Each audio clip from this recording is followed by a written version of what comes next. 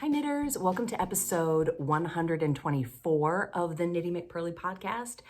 I am your host, Devin Ventry. You can find me at KnittyMcPurly.com. I'm Knitty McPurly over on Instagram, and if you want to email me, I am Devin at KnittyMcPurly.com.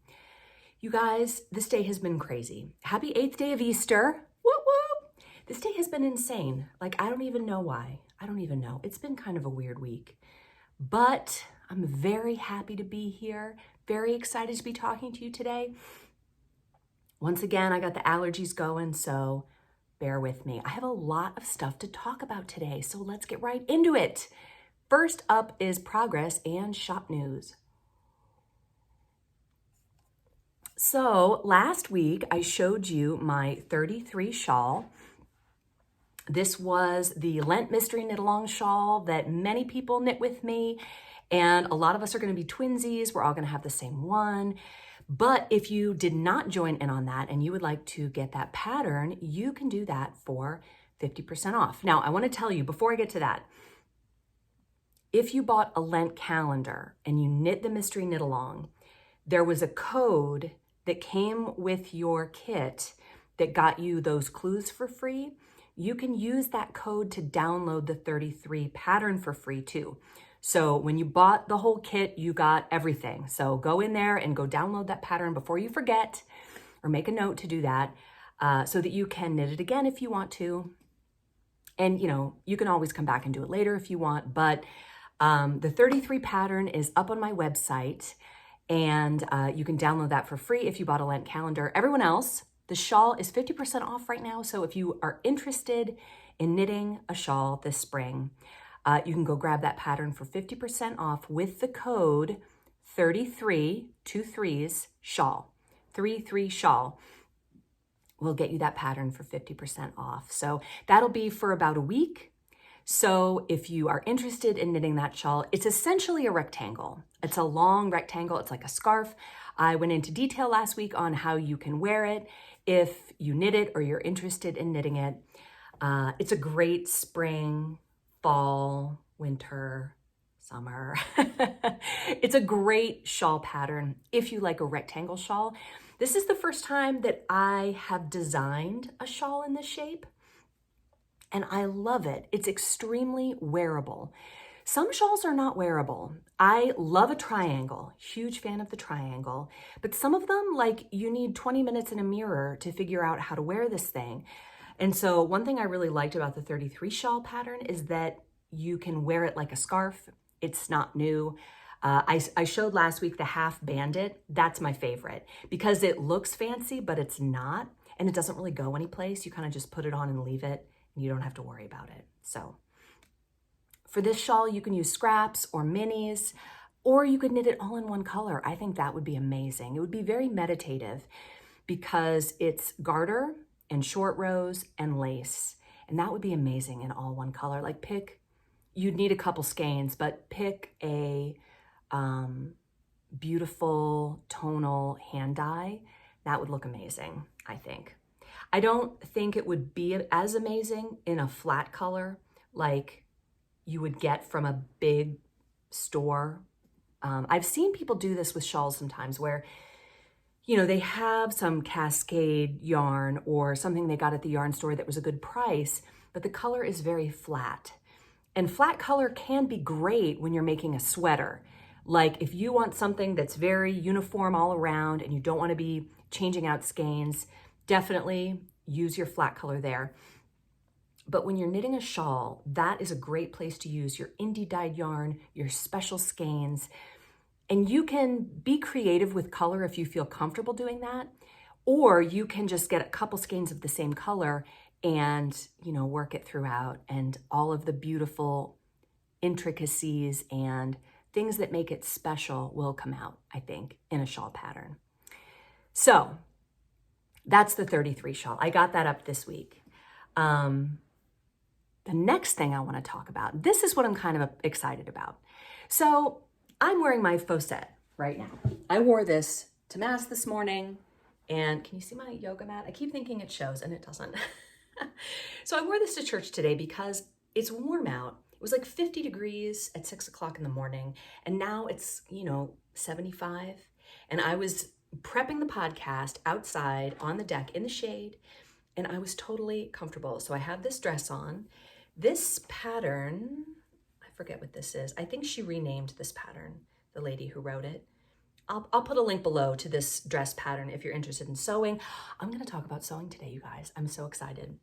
Anyway, this is the Faux Set that I wore to church today, and I was super comfortable in it. Been comfortable in it all day. And I thought, I've been talking about knitted t-shirts a lot on the podcast, and my favorite knitted t-shirt is my Faux Set. I actually have a really obscene number of them. I have this one, and this is knit with 29 Bridges yarn in her DK base. But this one was the original. And this one is very cropped. Now I wear these typically over a dress, the short ones, I wear them over a dress. Or if I have a skirt that I can kind of pull up, like if it has an elastic waist. In the pictures for the pattern, I'm wearing this one. This yarn is some Dream in Color Classy, I think was their DK base.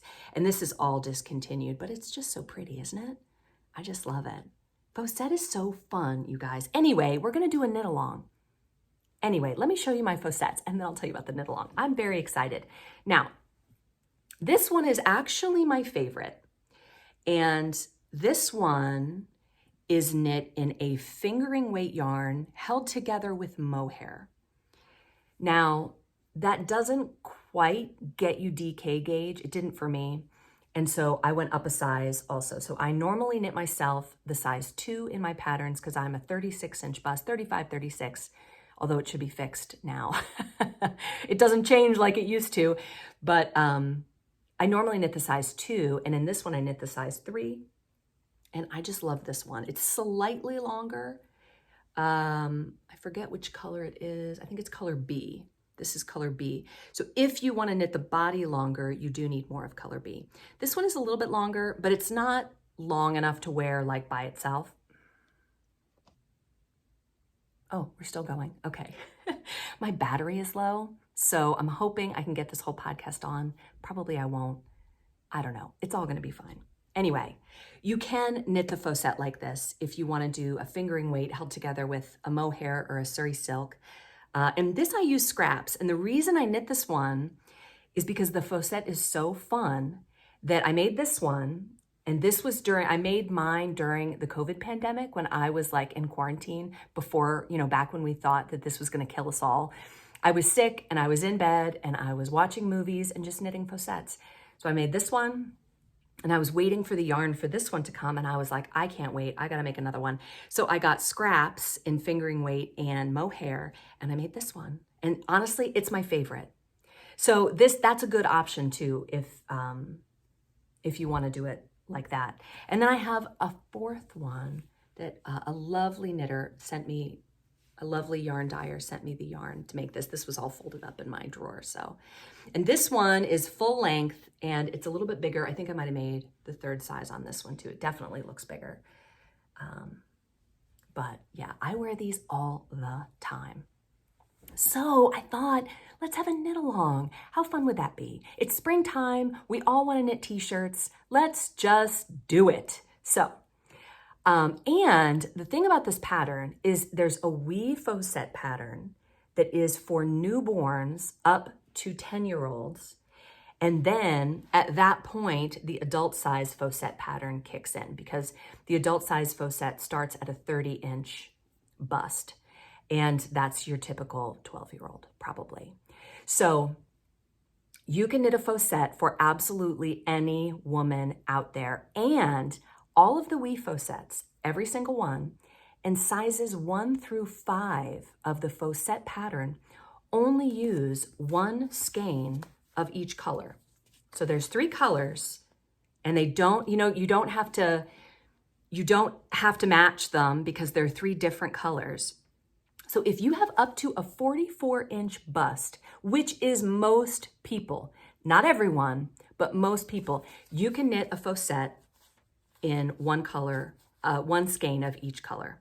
This is just an example.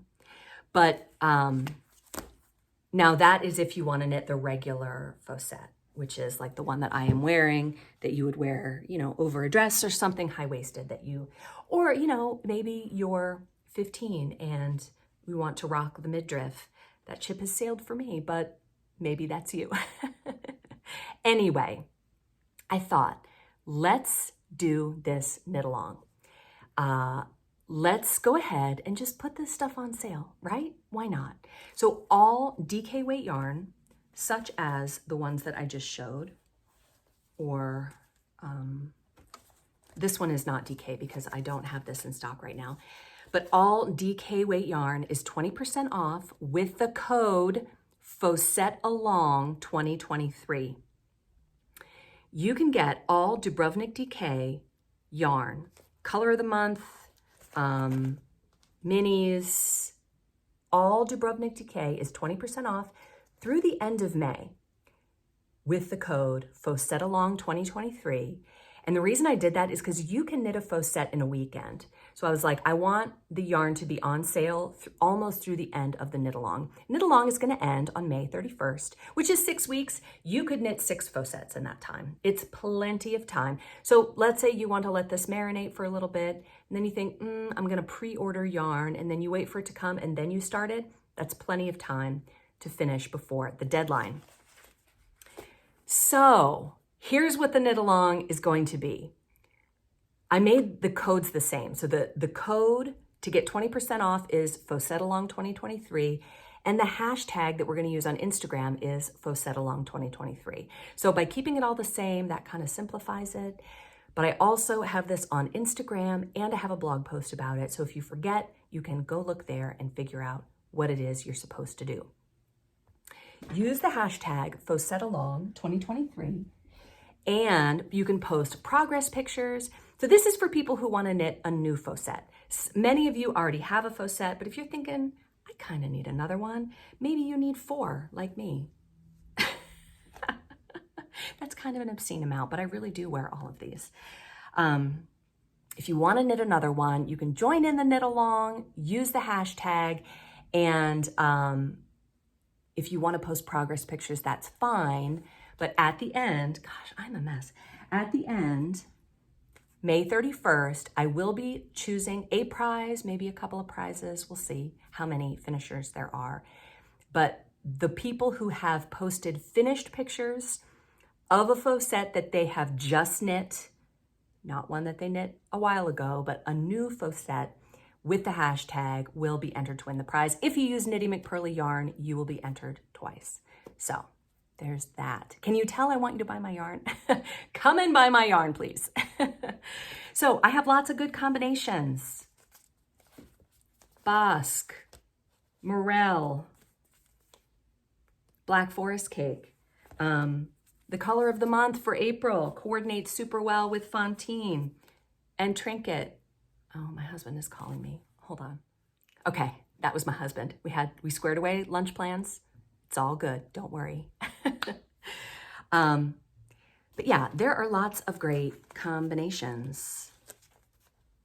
Somebody picked for the Vesper sweater, Roxette and Bougie. Isn't that so cool? And I mean, put that with, I think Fontaine goes with everything. I just think it goes with all. Lord have mercy. Okay, I'm probably gonna have to cut this off and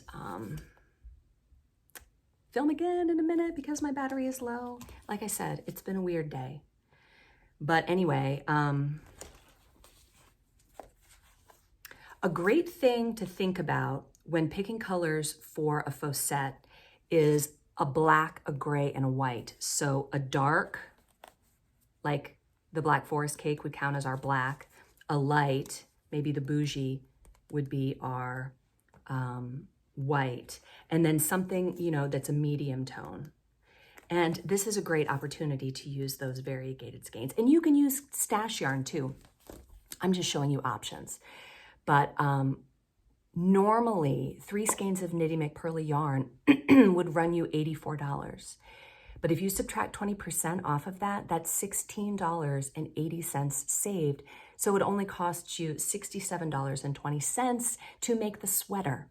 I want it to be affordable. I want it to be doable. So I hope that does it for you.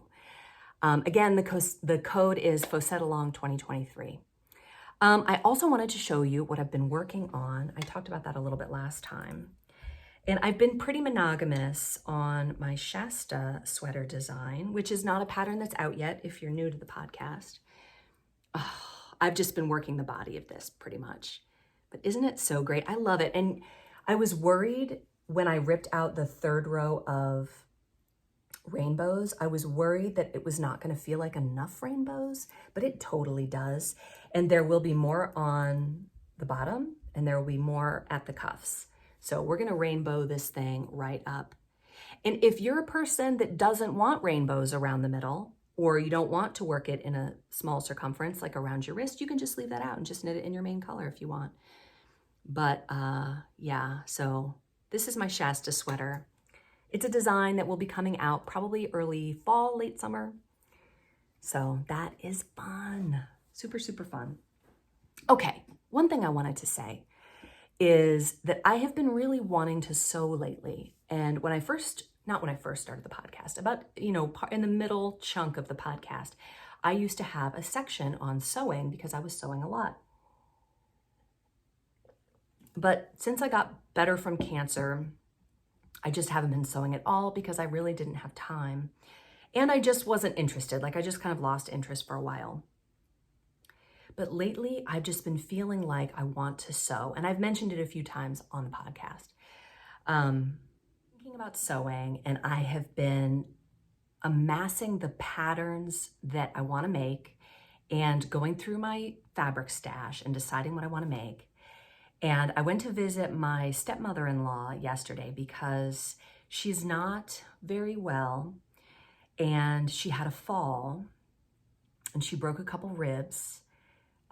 When I saw her, she was on medicine and was feeling great. So I was very, very glad about that. But we were talking about sewing, and she is a sewer. Not a sewer, of course, because that word is sewer, but she is a longtime sewist. And she's realizing that she's not going to sew anymore. And so she gave me some of her fabric, which was really, really sweet. And there was this one fabric, I'm going to show it to you. It's a bolt. All right. So there's a lot of it there. You can see, I think it's 10 yards is what it says on there. And this is like a cotton poly broadcloth, basically. It's just, it could be a quilting cotton. It's a little thin for that.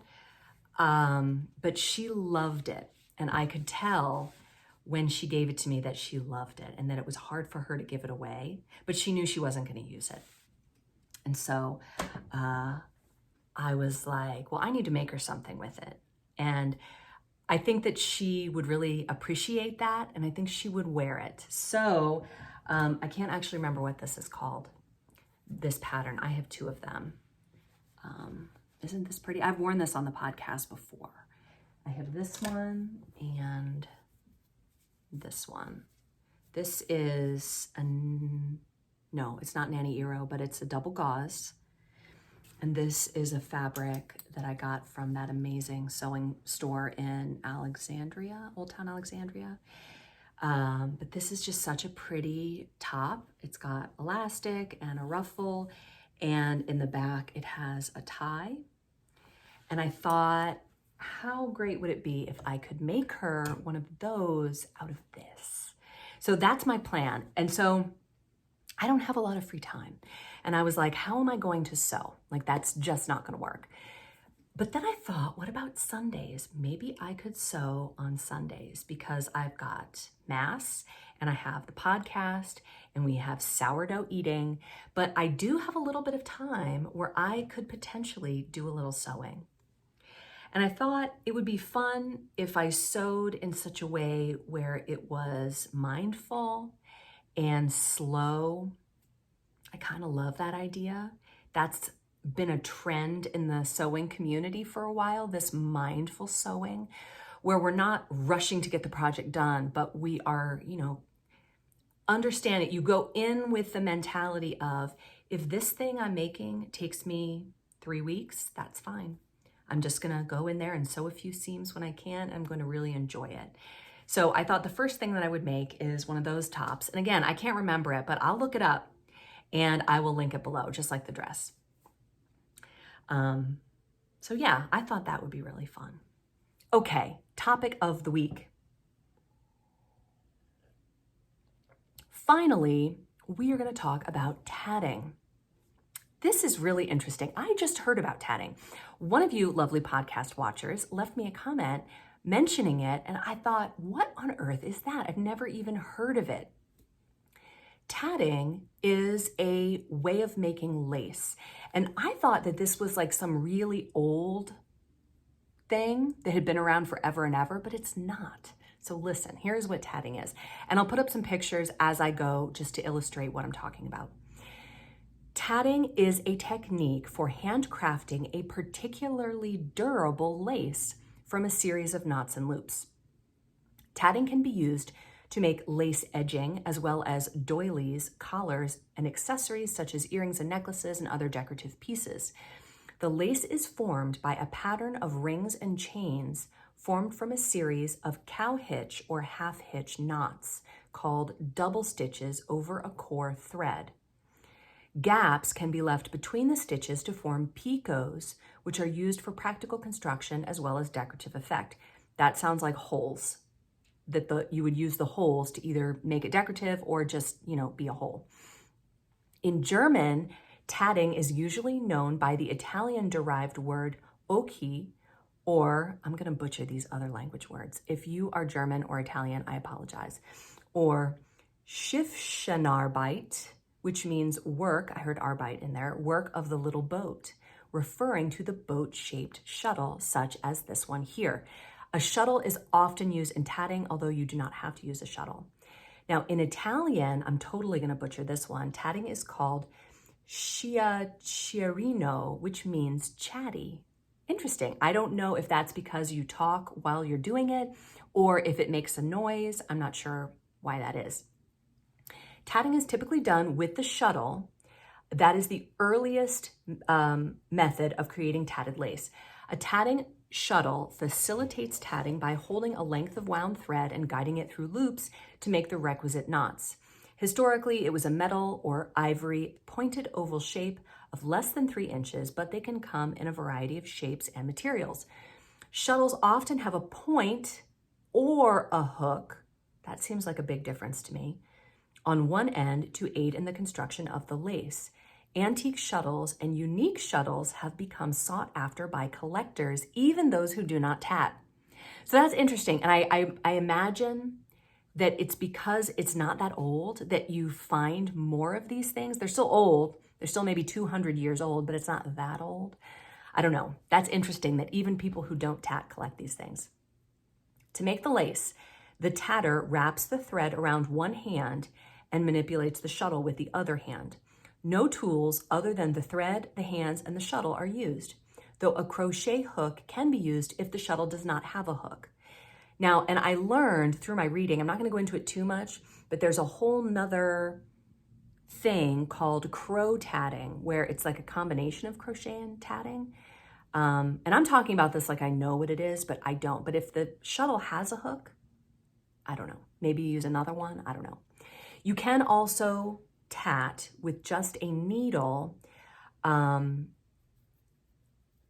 but typically not. Typically, the shuttle is used.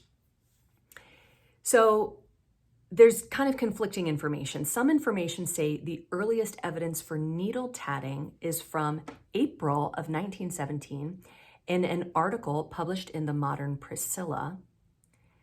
A tatting needle is a long, blunt needle that does not change thickness at the eye. So it's kind of like a yarn needle, but it would be all the same thickness throughout.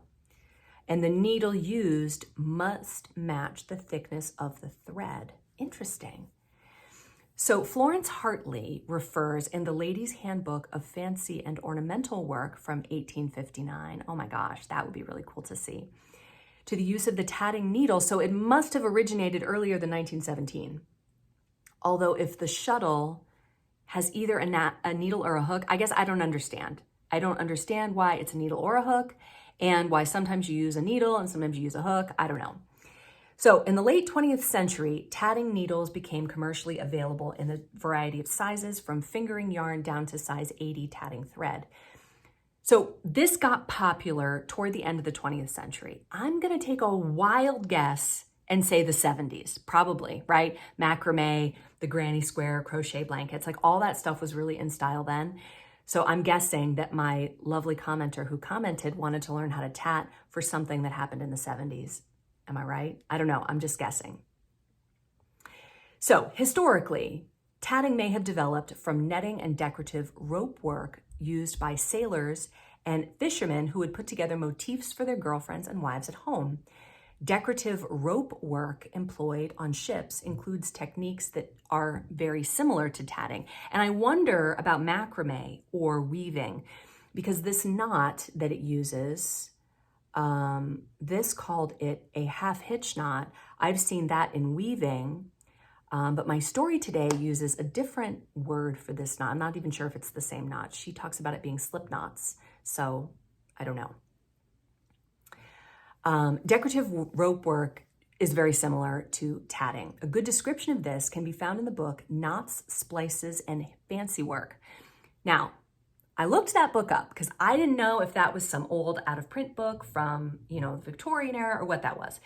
If you go to Amazon and you look up Knots, Splices, and Fancy Work, it's like one of those books that's like $400, right? It's a big sign that says do not buy. So I looked on ABE Books and you can get it used there for $6. So probably this is a book that is still in print, but if you want a new copy, it's going to cost the earth. Whereas if you want a used copy, you can probably find that if you really want it. Some believe that tatting originated over 200 years ago, often citing shuttles seen in 18th century paintings. But if you look really closely, those are too large to be tatting shuttles. They're actually knotting shuttles. What on earth? I don't know. There is no documentation or examples of tatted lace that date before 1800. So it's really pretty new. It's like 220 years old maximum, which I find very interesting because making lace is old. That's been around a long time, but I know nothing about that. So anyway, all available evidence shows that it began in the 19th century, so pre-Victorian times. So again, it got real popular toward the end of the 20th century, probably the 70s. Super, super interesting, right? All right. Moving right along to the comments section. I figured out a way to charge my phone while recording, so that's what I'm doing here. You'll have to forgive me. Oh my goodness, Lord have mercy. Okay, here are the comments from last time. Okay, Kelly Olguin says, thank you for sharing your Catholic faith unashamedly. Happy Easter, he has risen, alleluia. Awesome, Kelly. Awesome, Kelly. Welcome to the podcast where I don't remember anyone's name. Yeah, I love that. Is it a business? Is it a ministry? I don't know, whatever. It is all of that stuff. Oh, Andrea Kay said, and I thought this was really interesting, I just wanted to say thank you for no ads on your videos. It's such a nice relief from the constant bombardment we get everywhere else. And I agree, because I use YouTube also, and I am also constantly bombarded with ads, and I find it annoying. And the only reason I don't have ads on my YouTube is because there are several steps I need to go through to monetize my YouTube channel, and I just haven't done that. But I'm really glad that you appreciate it, and that makes me feel like maybe I ought to just keep it like this, because I do like it. We don't need ads for God knows what. Like, I don't even know what the ads would be for. You get ads you don't even really want to be associated with on your page when you monetize it. So just go buy my yarn. Just buy my yarn, and I'll leave off the ads.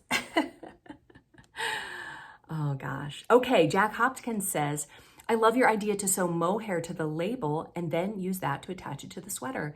It just seemed like it would work better, and it really did. I found that it worked great, and I thought it was awesome.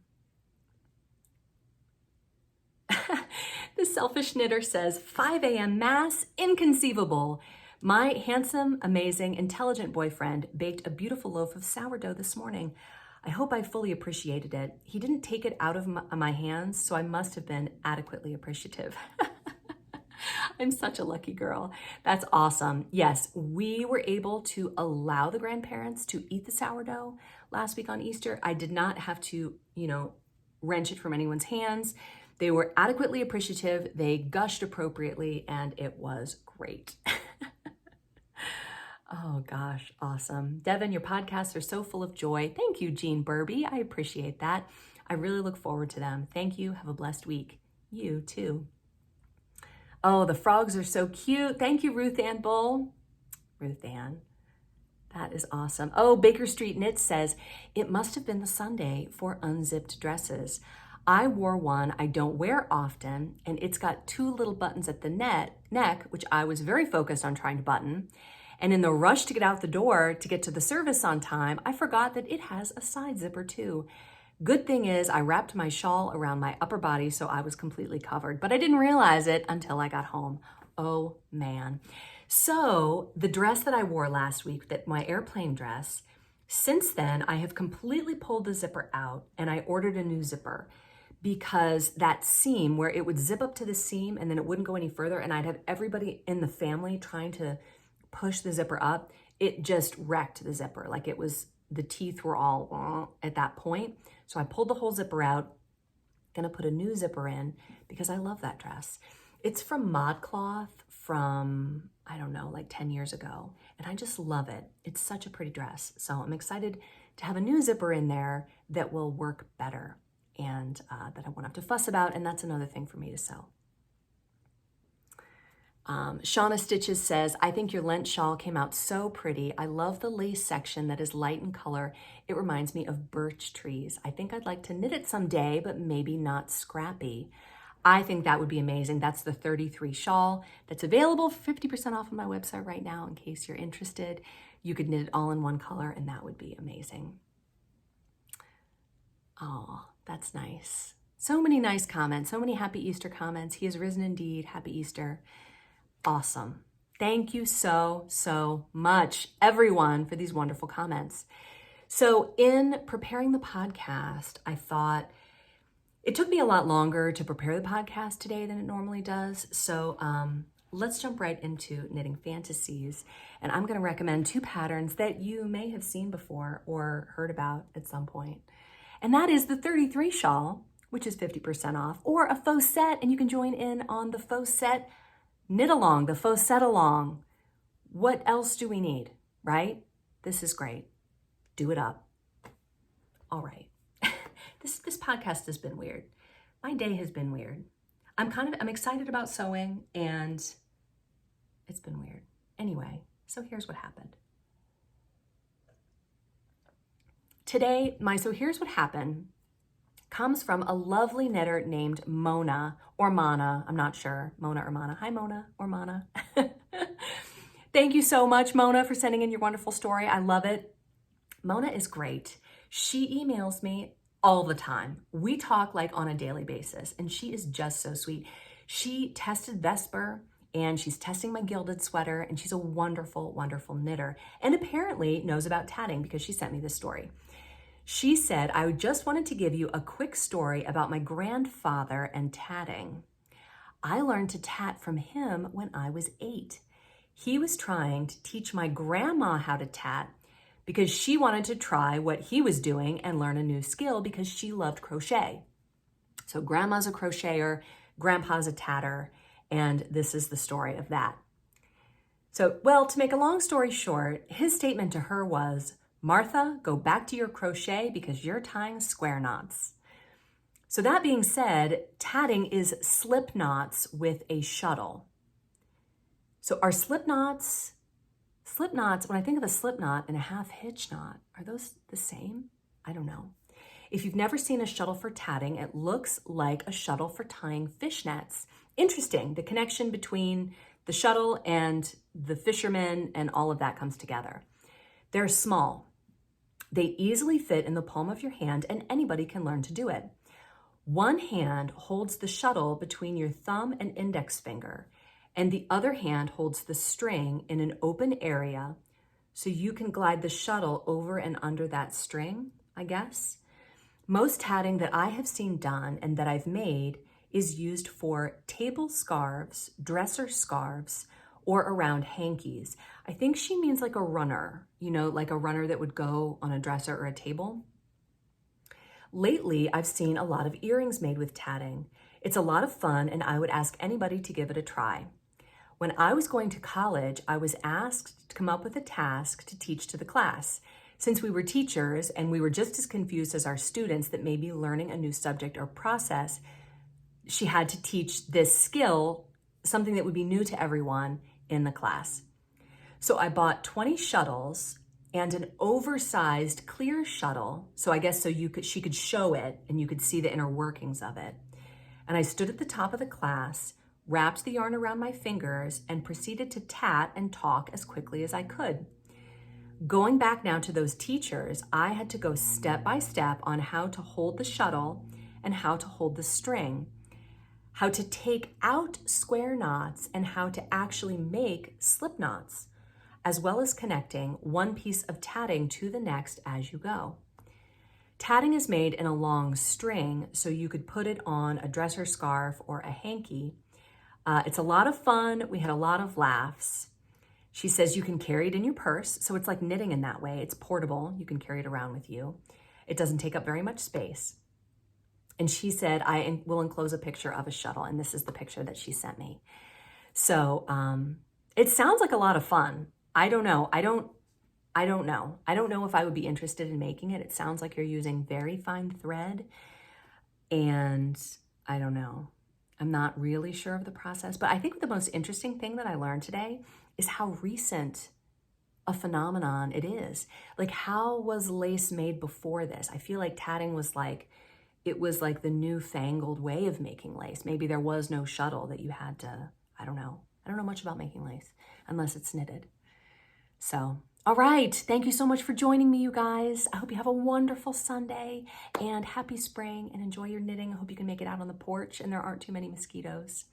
All right. I'll see you next week. Bye.